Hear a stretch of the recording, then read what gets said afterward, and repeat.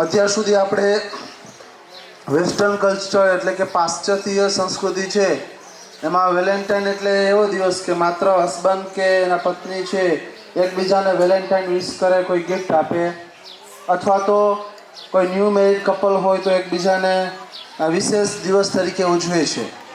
પરંતુ એવું નથી. વેલેન્ટાઇન એક સૂફી સંત થઈ ગયા છે એ પાશ્ચાત્ય સંસ્કૃતિમાં, અને એક સાહિત્યકાર છે રોમનના જીઓફ્રી ચોસર. ચોસર બહુ મોટું નામ છે, એમની જે ફિલોસોફી છે એનું સાહિત્ય છે એ હજી આજ સુધી ઇંગ્લિશમાં અને રોમનમાં બહુ ફેમસ છે. એટલે એમાં એની યાદમાં, કેમ કે જીઓફ્રી ચોસર જે સાહિત્યકાર હતો એ બધી પ્રેમની કવિતાઓ લખતો, અને એની યાદમાં રિચર્ડ રાજા થર્ડ હતા, એમણે જ્યારે એમના લગ્ન થવા એમ હતા એટલે એમને એમની જે મંગેતર હતી એમને એની શુભેચ્છાઓ પાઠવીને થોડોક વિશેષ ઉત્સવ તરીકે ઉજવ્યો. ત્યારથી આજ દી સુધી આપણે એને વેલેન્ટાઇન ડે તરીકે ઉજવીએ છીએ. પરંતુ આપણે આપણી સંસ્કૃતિ પ્રમાણે વેલેન્ટાઇન ડે એટલે શું, તો કે ભાઈ તમે જેમને ચાહતા હોય એમને તમે વિશ કરો. પણ ખરેખર આપણા ભારતીય સંસ્કૃતિ પ્રમાણે આપણા જો વેલેન્ટાઇન કોઈ હોય તો એ આપણા માતા પિતા છે. અને આપણા માતા પિતા એટલા માટે કે બાળકને જન્મથી લઈ અને બાળક મોટું થઈ જાય ત્યાં સુધી, બાળકના મૃત્યુ સુધી પણ, મૃત્યુ પછી પણ માતા પિતાનો પ્રેમ છે એ ક્યારેય બાળક માટે ઓછો થતો નથી. કદાચ બાળક ગમે એવું હોય અને વૃદ્ધાશ્રમમાં મૂકી આવે તોય માતા પિતાના અંદરમાંથી તો એમ જ હોય કે મારો દીકરો સુખી થાય. તો આજે વિદ્યાર્થી તરીકે આપણા માટે ઉત્તમ દિવસ એટલા માટે કહેવાય કે જે દુનિયામાંથી સર્વશ્રેષ્ઠ જો આપણે કોઈ ચાહતું હોય તો એ આપણા માતા પિતા છે. અને આજે ઋણ અદા કરવાનો આજે સરસ મજાનો આપણે મોકો મળ્યો છે. આમ જોવા જઈએ તો ઘણા બધા ફિલોસોફર્સ, ઘણા બધા જ્ઞાનીઓ, ઘણા બધા લેખકોએ લખ્યું છે કે કદાચ આપણે આપણા ચામડાના ચપ્પલ બનાવીને પણ આપણા માતા પિતાને જો આપણે પહેરાવીએ તો પણ આપણું ઋણ ઉતરતું નથી. એટલું ઋણ એમનું હોય છે. કારણ તો કે ખરેખર સાચો પ્રેમ તો આપણે માતાએ આપને કર્યો કહેવાય. એનું કારણ શું, તો વિચારો કે 9 મહિના સુધી જ્યારે આપણે ગર્ભમાં હોય છે, માના ગર્ભમાં, ત્યારે માતાએ જોયું નથી કે આપણે કેવા છે, રૂપાળા છે, કદરૂપા છે, દીકરી છે, દીકરો છે. પણ એને પોતાની અમુક શોખ હોય એને છોડી દીધા હોય. ખાવામાં કાળજી રાખવાની, બધી બાબતોમાં કાળજી રાખવાની 9 મહિના સુધી. અને 9 મહિના પછી પણ જે ડિફિકલ્ટ ટાસ્ક છે એ ક્યારેક તમે માતાને પૂછો તો ખબર પડે. એટલે એ જે કાર્ય છે એ અઘરું કાર્ય છે. અને ખરેખર 9 મહિના સુધી આપણે કેવા છીએ આપણને ખબર નથી. અત્યારે તો આપણે જોવા જઈએ છીએ 10 વખત, પછી ગમે છે તો હા પાડીએ છીએ, નકર ના પાડીએ છીએ. અને એમાંય કદાચ જોઈ આવ્યા હોય, પસંદગી થઈ ગઈ હોય, હા થઈ ગયા હોય, હજી એટલા વિચારોથી આપણે એની સાથે જોડાયેલા ન હોય, પણ જ્યારે લગ્ન થઈને ઘરે આવે 2 મહિના, 3 મહિના, 6 મહિનામાં તને ખબર પડે કે વિચારો તો ભેગા નથી થતા, મતભેદ થાય છે, એટલે તોય નોખા થઈ જાય છે. તો વિચાર કરો, માતા પિતા છે એને તો વગર જોઈએ આપણે સ્વીકાર્યા છે. 9 મહિના સુધી આપણે ગર્ભમાં રાખે છે, કેવા છે કેવા નથી, અને જેવા છીએ એવા આપણે સરસ રીતે સ્વીકારે છે. અને આપણો સરસ મજાનો જન્મદિવસ ઉજવીએ છીએ, પેંડા વેચે છે, ખુશી વેચે છે. એટલે આપણા માટે આજે માતૃ પિતૃ દિવસ છે એ ખૂબ જ ઉત્તમ દિવસ છે.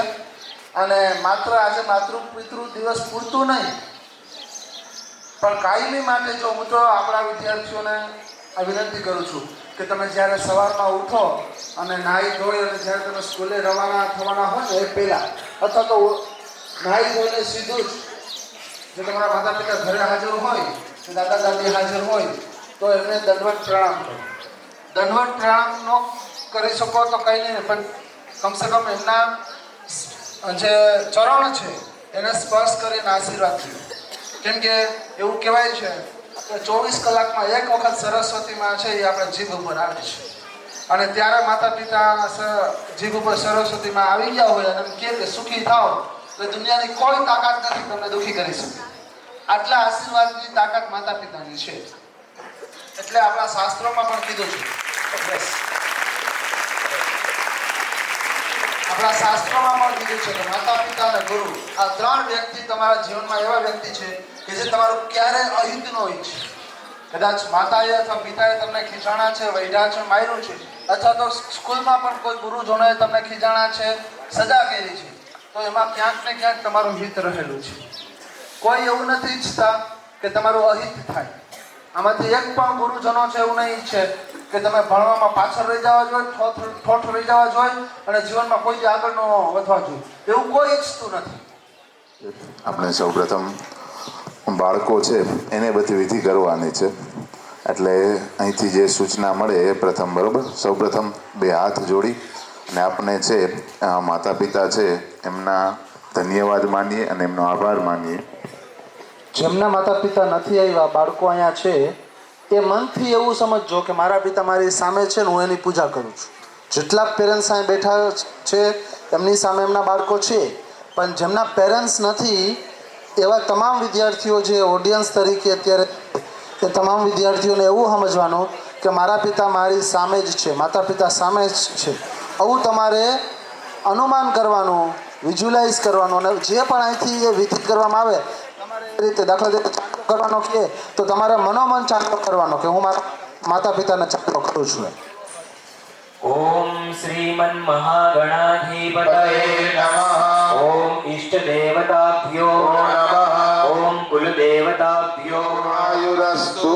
ओम सुमुखश्चैकदन्तश्च कपिलो गजकर्णकः लंबोदरस्य विकटो विघ्ननाशो विनायक तुंकर्णेभिः शृणुयाम देवा भद्रं पश्येम स्वस्ति न इन्द्रो वृहस्रवाः स्वस्ति नः पूषा.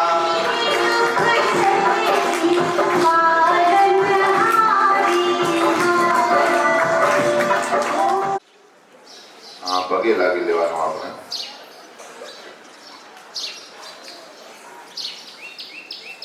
હવે આપણે બે હાથ જોડી माता च पिता त्वमेव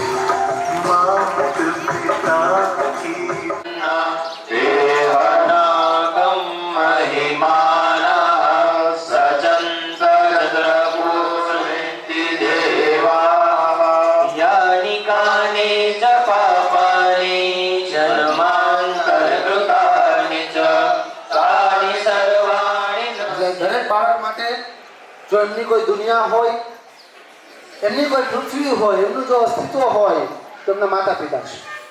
એટલે દરરોજ આજે આપણે બધા સંકલ્પ લઈએ કે સવારમાં ઉઠીએ ત્યારે સરસ રીતે આપણે નાહી ધોઈ આપણે નાસ્તો કરીએ એ પહેલાં 5 મિનિટ મોડું થાય અને આ તમને ગેટ ઉપર પૂછવામાં આવે કે આજે કેમ મોડું થયું, તો કે હું મારા માતા પિતાને પગે લાગતો હતો.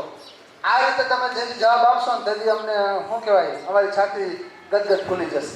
અને તેથી બેનને પણ વિનંતી કરું, જેથી બાળક એમ કહે કે હું આજે મારા માતા પિતાને પગે લાગવામાં મોડું થઈ ગયું, કારણ તો મારા પિતા નાવા ગયા હતા અથવા તો માતા નાવા ગયા હતા, 5 મિનિટ મોડું થયું, તેથી એની ગેટ ઉપર એન્ટ્રી ન કરતા બેન. દેવને પગે લાગી શકે છે. અને સરસ્વતી માનું મંદિર તો અહીંયા છે જ.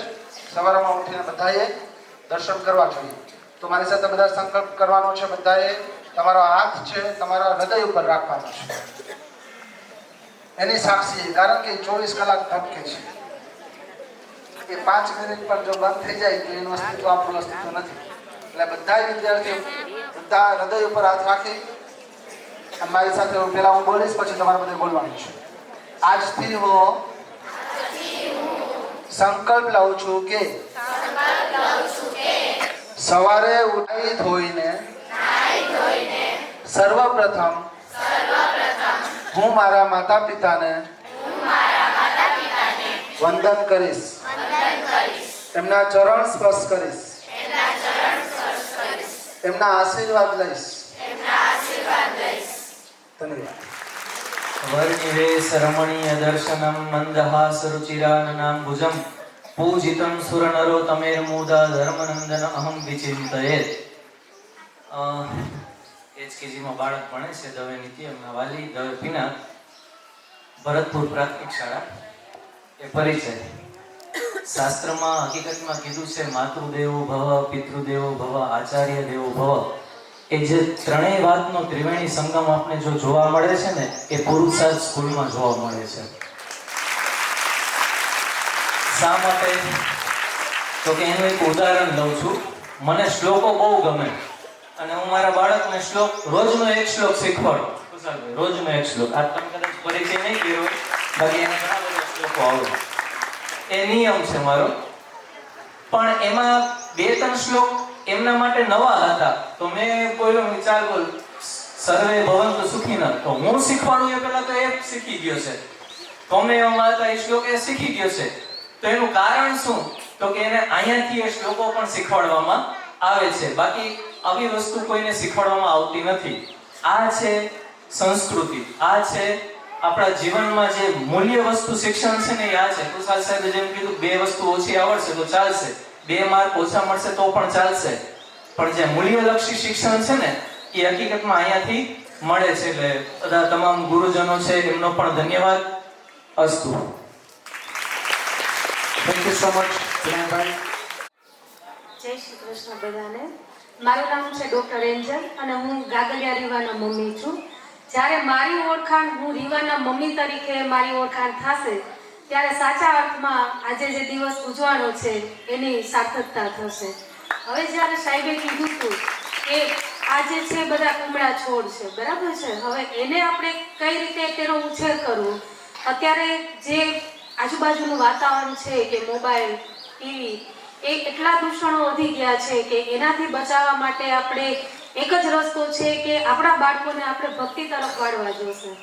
આપણે 5 ટેવો તમે તમારા બાળકમાં એવી પાડો કે ટૂંકમાં એ ટેવો એટલી સારી હોય કે જે બીજી કુટેવો હોય એને દૂર કરે. હું અને મારા હસબન્ડ અમે એવું નક્કી કર્યું છે કે રોજે જીવું સ્કૂલે આવે ત્યારે પહેલા એને શંકર ભગવાનના મંદિરે રોજ લઈ જવાનું. ઘરેથી 5 મિનિટ વહેલું નીકળવાનું, પણ મંદિરે જઈ પછી જ સ્કૂલે આવવાનું. બીજું, દર રવિવારે હું રીવુને ગીતાજીના શ્લોક કરાવું છું. 12મો અધ્યાય અમે 2024માં કમ્પ્લીટ કર્યો છે સાહેબ, અને 2025માં અમે 15મો અધ્યાય ચાલુ કર્યો છે. આજે તમે રીવાને 12મા અધ્યાયનો કોઈ પણ શ્લોક પૂછો એ કડકડાટ બોલી જશે, બરાબર છે.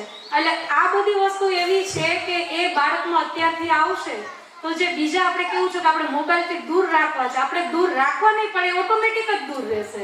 કેમ કે એને ટાઈમ જ એવો નહીં રહે કે એને મોબાઈલ જોવો પડશે.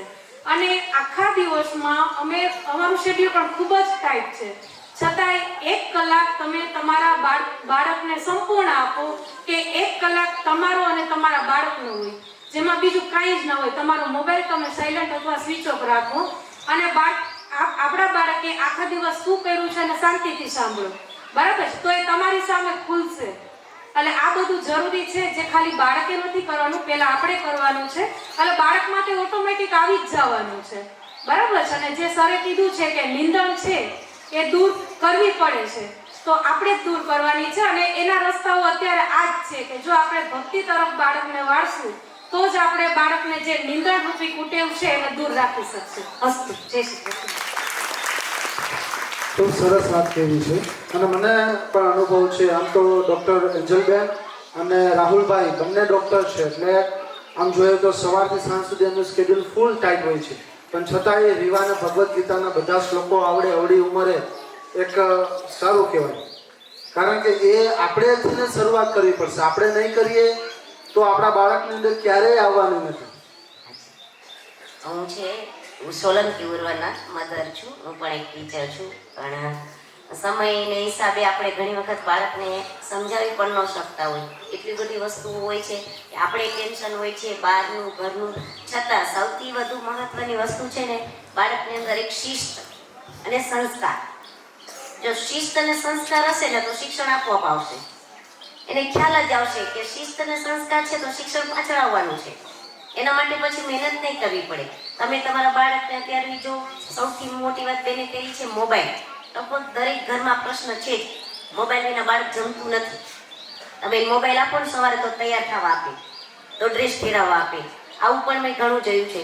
પણ ક્યારે જો મમ્મી જ મોબાઈલ વાપરે છે, હું પોતે મોબાઈલ છે મારી પાસે, સ્કૂલના ટાઈમ માટે બધું હોય જ છે એની અંદર, પણ મારા મોબાઈલમાં યુટ્યુબ નથી, પ્લે સ્ટોર નથી, આ વસ્તુ હું નથી રાખતી, ગેમ નથી. જો મારી પાસે હોય તો મને ઈચ્છા થાય તો મારું બાળક મારી સાથે બેસે, એમાં જોડે. પણ હું જ મોબાઈલ યુઝ નથી કરતી. જેટલો કામનો છે એટલો યુઝ કરું, બીજું છોડો. આપણા પપ્પા છે એ તો કામ ધંધે છે, બહાર જવાના છે. મોટા ભાગે કોણ ઘરે હોય? મમ્મી હોય છે. તો મમ્મીને જેવડો શોખ હોય મોબાઈલનો તો બાળક લેવાનું છે. તો સૌથી મોટું દૂષણ છે ને અત્યારે આપણી પાસે એ મોબાઈલ જ છે. ટીવી છે પણ બાળકને તો ટીવી નહીં ગમે, એ થોડીક વાર ટીવી જોશે ને કંટાળો આવશે. પણ મોબાઈલમાં તમે સતત કદાચ રાતના 1 વાગ્યા સુધી હાથમાં મોબાઈલ નહીં ખેંચો ને તો નહીં મૂકે, ટીવીનું બટન આપોઆપ બંધ કરી દેશે. પણ મોબાઈલ છે પેલા મમ્મી છોડે. બીજી પણ એક છે જે વ્યસન છે થોડું બાળકોમાં. અહીંયા આપણે સ્કૂલમાં ના બતાવતા હોય પણ ઘરે ઘણા બાળકો વ્યસન કરે છે, એમાં પણ મમ્મીનો ભાગ છે. હું પણ એક મધર છું, હું જોઉં છું કે ઘણી મમ્મીઓને ઘણી બધી વસ્તુઓનું વ્યસન હોય છે, તો એમાંથી જોઈને બાળક શીખે છે. આપણા ઘરમાં આપણામાંથી પેલા સુધારો લઈ આવો. આપણે ગોળ ખાઈએ અને પછી બાળકને કહે કે ગોળ ન ખવાય, દાંત સડી જાય, ચોકલેટ ન ખવાય. પણ આપણે જો ઘરમાં લઈ આવીએ અને આપણે જ બધું ખાતા પીતા હોઈએ તો આપણું બાળક કરવાનું જ છે. પેલા આપણી અંદર શિસ્ત લઈ આવો, આપણી અંદર સંસ્કાર લઈ આવો, તો બાળકને આપણે રોજે દર્શન કરતા હોય ને ઘરે, તો આપણું બાળક દર્શન કરે. મને ટેવ હોય કે હું મારા મમ્મીને નમન કરું છું તો મારું બાળક મારા દેખશે કે મારા મમ્મી છે એ મોટાઓને વંદન કરે છે, તો મારે કરવું પડશે. પણ આપણે ના કરતા હોય એને કે તું કર, એ નહીં કરે. તમે જોજો મમ્મી તમે ક્યાં કરો છો? એક વખત આપણે મોબાઈલ જોતે એમ કે મોબાઈલ નહીં જોતો, મમ્મી તમે તો જોતા હો. આપણે પકડાઈ ગયા નહીં. આપણી અંદરની આદતો છોડો, આપણી જે ખરાબ ટેવો છે એને છોડો. આપણે છોડશું તો બાળકમાં આવશે. પણ આપણે તો બધું રાખવું જ છે. આપણે થોડીક જોઈ લઈએ આપણે થાકી ગયા છે નહીં. સૌથી પહેલા તમે મોબાઈલ છોડો, તમે ખોટા દૂષણો છોડો. ઘરની અંદર વડીલો છે, ઘણા વડીલો હોય તો એને પણ ઘણી બધી બોલવાની ટેવો હોય છે કે બાળકની સામે ઘણું બધું આપણે બોલી દેતા હોય છે. આપણે ખબર ના હોય પણ એના માનસ ઉપર એ શબ્દ અંકારાઈ જાય છે, એકદમ કંડારાઈ જાય કે મમ્મી ઘરમાં બોલે છે એટલે એ બહાર બોલવાનું જ છે. આપણે પછી સ્કૂલ, આપણે ખબર છે સ્કૂલમાં કોઈ જાતની ખરાબ વાત શીખવાડવામાં આવતી જ નથી, કોઈ ખોટું દૂષણ શીખવાડવામાં આવતું જ નથી. એને જે કંઈ મળે છે આપણા પરિવાર, આપણો માહોલ, આપણા આજુબાજુનો જે માહોલ છે, વાતાવરણ છે, એમાંથી બધું મળે છે.